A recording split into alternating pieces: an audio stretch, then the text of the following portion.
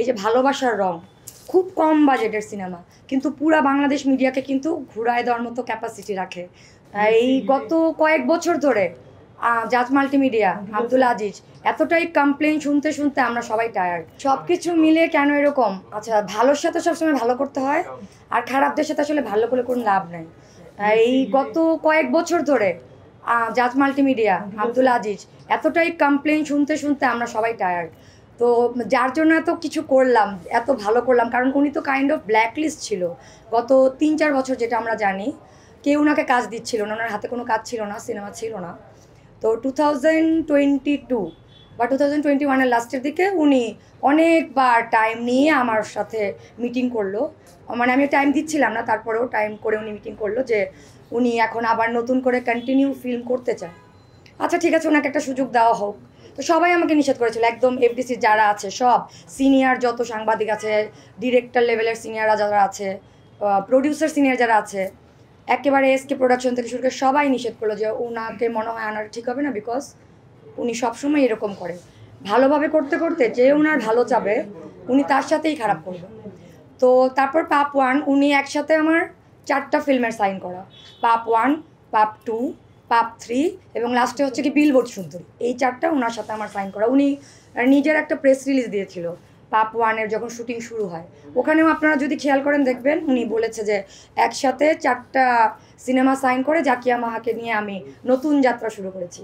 ওকে, fine, very nice.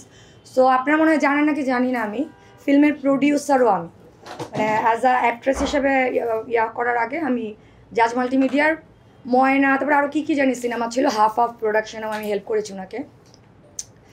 তো পাপ 1 রিলিজের পর যেই রকম কথা ছিল উনি কোনো একটা কথাও রাখেন। পাপ 1 রিলিজ হয়েছে কত তারিখে? 2023-র ঈদ, রোজার ঈদে মনে হয়। তো ইট ওয়াজ আ বিগ হিট। আমার জানা মতে যেগুলো আমি হলের মালিকদের সাথে কথা বলেছি, রাইফেল স্কোয়াডে বলেছি, যমুনাতে, সবাই কথা বলেছি। So it is a kind of hit. But 2023-তেই দেখালো যে পাপ অনেক বড় লস, এবং পাপের লস কভার করতে গিয়ে উনি আরও 4টা ফিল্মের টাকা এই পাপ সিনেমার বাজেটের উপর লাগাই দিছে। তো আমি এই সিনেমার যে ডিরেক্টর ছিল সৈকত নাসির, ওনাকে জিজ্ঞেস করলাম।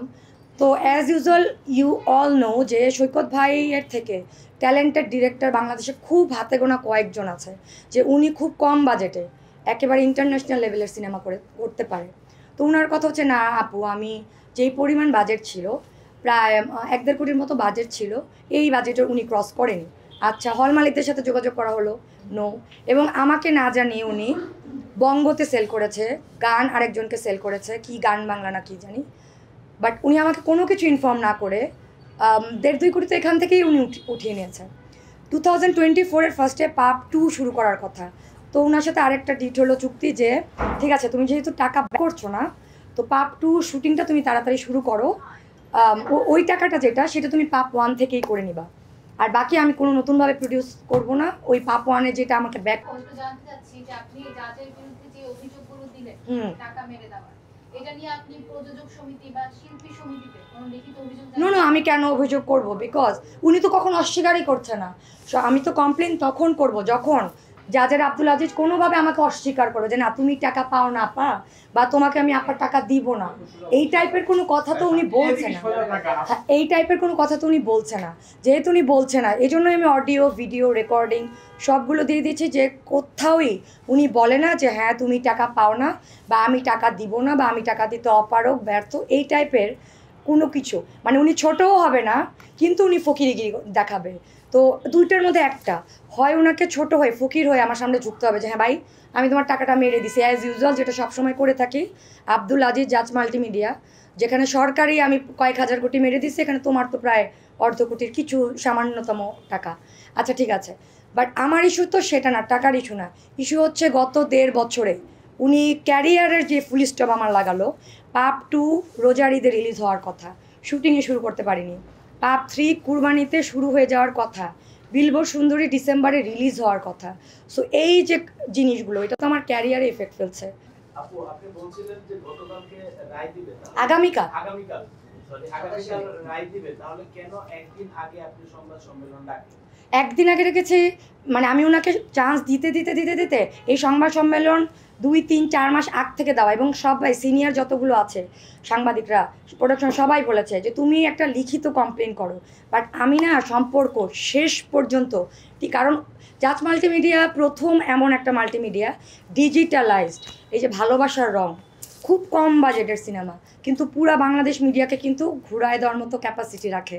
তো এই যে লোকটা, এটার আমি জাজ মাল্টিমিডিয়ার ক্যাপাসিটি এবং তাদের ক্যাপাবিলিটি, যোগ্যতা এইটুক দেখেই কিন্তু মানে প্রডিউসারের জন্য রাজি হয়েছিলাম যে ওকে, যেহেতু উনার এত কম বাজেটে সম্পূর্ণ নতুন নায়ক, সম্পূর্ণ নতুন নায়িকা, খুব কম বাজেট কিন্তু ডিজিটালাইজড সুন্দর সিনেমা, ভদ্র সিনেমা, এই যে শুরু।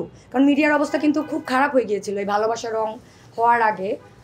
খুব খারাপ একটা আমরা ইয়াতে যাচ্ছিলাম মিডিয়া, বাংলাদেশ চলচ্চিত্র। উনি হঠাৎ করে এসে খুব কম বাজেটের নতুন কিছু নায়ক নায়িকা দিয়ে ঘুরিয়ে দিল না, কাইন্ড অফ তো ঘুরিয়ে দেওয়াই। ভালোবাসা রঙের পরে কাইন্ড অফ বাংলাদেশের মানুষ আবার হলে গিয়ে কিন্তু সিনেমা দেখছিল পরিবার নিয়ে। এই জিনিসটাই চাচ্ছি আমরা, যে হলে গিয়ে সুন্দর পরিবেশে ভালো সিনেমা। জাজ এই কাজটা করেছিল, তো পরবর্তীতে সে আবার নিজের রূপ দেখালো। আজকে প্রেস কনফারেন্স করার আরেকটা উদ্দেশ্য এটা কিনা যে কালকে যে যিনি মানে এই ধারাবাহিকতা বজায় রাখার ওই সংখ্যা থেকে কি আজকে এই ধরনের প্রেস কনফারেন্স করা কিনা, কালকে উনি এরকমটা আবারও করতে পারেন? সম্মান আমরা তো যেটা আমাদের কাছে বললাম না, 1000 কোটি চলে যাবে, যাক ইনশাল্লাহ। We know how to income, how to earn money, but he doesn't know how to income money. যে জন্য ওনার সম্মান চলে যাক, কিচ্ছু যায় আসে না, টাকা থাকলে হয়েছে।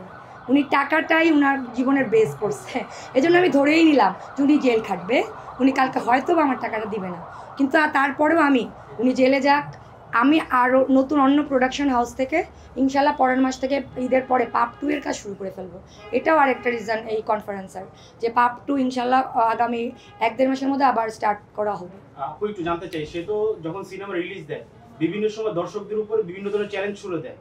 দর্শক যদি সিনেমা ভালো না লাগে টাকা ফেরত দিয়ে দিবে, অ্যাম্বুলেন্স রেডি করে রাখবে, সেই করে রাখবে, এই বিষয়টা কিভাবে দেখেন? আমি হাসবো না কানবো বলে ও দর্শকদের টাকা ফেরত দেবে? আগে তো প্রথমে ও সরকারি টাকা দিবে, নাকি প্রডিউসারদের টাকা দিবে, নাকি নায়ক নাই যারা আমরা টিং করি? আচ্ছা এটা প্রডিউসার এলাম, যারা নর্মাল ছিল রসনের টাকা পরে আমি দিয়েছি এককভাবে। আমাদের ডিরেক্টর আলাদা আলাদা আলাদা আলাদা এই ওনাদের এই জিনিস চলেছে। তো উনি যে টাকা কোথায় দেয় আমাদের আসলে প্রডিউসারদের আইডিয়া নাই। সো উনি আগে ওই সরকারি প্রডিউসার এই হাজাবি টাকাগুলো আগে উনি একটু ক্লিয়ার করুক। জনগণের টাকা তো অনেক অনেক অনেক পরের ব্যাপার। উনার এগুলা ট্রিক্সে জান দেখেই তো এই অবস্থা। তখন কেন বলেন না, এই যে কখন বিক্রি হচ্ছে টাকা, যখন তার আমি কি ঘরে বললাম, সম্পর্ক শেষ পর্যন্ত বজানোর চেষ্টা করি, এবং এইটা আমার তরফ থেকে জাজ মাল্টিমিডিয়াকে গিফট, বাংলাদেশ চলচ্চিত্রকে ডিজিটালাইজড এবং কম বাজেটে সুন্দর সুন্দর কিছু সিনেমা উপহার দেওয়ার জন্য। যাকে আমার তরফ থেকে জাজ মাল্টিমিডিয়াকে গিফট, এই পর্যন্তকার ক্ষমা।